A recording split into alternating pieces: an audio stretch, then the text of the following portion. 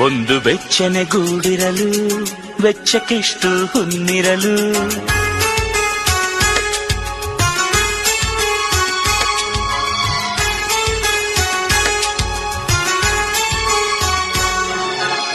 ಒಂದು ಬೆಚ್ಚನೆ ಗೂಡಿರಲು ವೆಚ್ಚಕ್ಕೆಷ್ಟು ಹುನ್ನಿರಲು.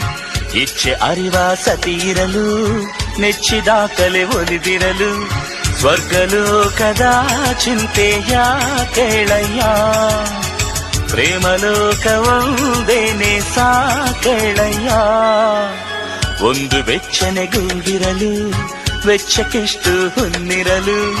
ಇಚ್ಛೆ ಅರಿವ ಸತಿಯಿರಲು ನೆಚ್ಚಿದ ಕಲೆ ಒಲಿದಿರಲು.